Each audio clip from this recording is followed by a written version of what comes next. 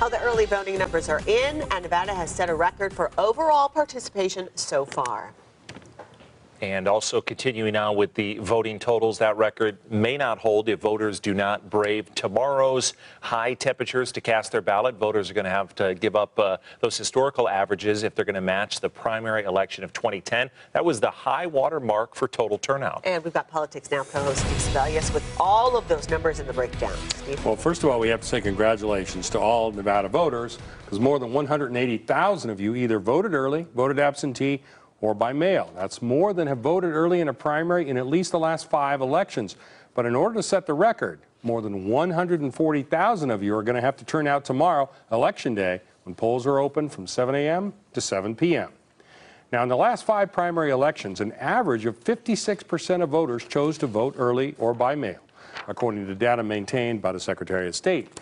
The rest, about 44%, voted on Election Day. Since we know 180,000 people voted early across Nevada, if the averages hold, we could see more than 321,000 voters cast a ballot overall. That means nearly 142,000 people would have to vote tomorrow.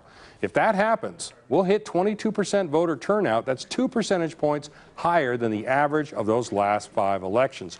But get this, even if voters reach those record numbers, we can't possibly match the turnout of the 2010 election, the last time the governor's seat was open. That year we hit 30% turnout, although there were just more than 1 million active registered voters. This year, we've got 1.4 million active registered voters, and if the averages hold, we'll just barely beat the 320,000 actual people who turned out to vote back in 2010. But remember, this year, voting's going to be easier than ever. Clark County Registrar of Voters Joe Gloria explains why. For all voters, instead of 1 polling place, they'll have 172 locations throughout the county to go and vote. From Mesquite to Laughlin, Indian Springs to Sandy Valley. It won't matter what polling place they're in, they'll have their ballot available. That's right. No matter where you usually vote, tomorrow you'll be able to cast a ballot at any of those 172 locations. You can find one close to wherever you are by going to the county's website and clicking on the, quote, locator map tool for Election Day vote centers, unquote. They'll even tell you how long the wait times are. Now, with voting so convenient, there's no excuse not to do it, except maybe for those torrid temperatures that Ted told you about earlier.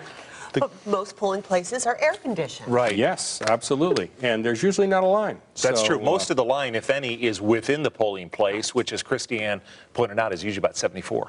See? You know, nice, all sorts chill. of reasons to vote tomorrow. There you go. So we will see if those temperatures impact that 142,000 for us to get to that record. Get out the vote. Thanks, Steve. Thanks, Steve. Absolutely. And Steve's going to be back tomorrow night. He's also going to have full coverage as the results start coming in for a special 1-hour election night special. That starts tomorrow at 9 p.m.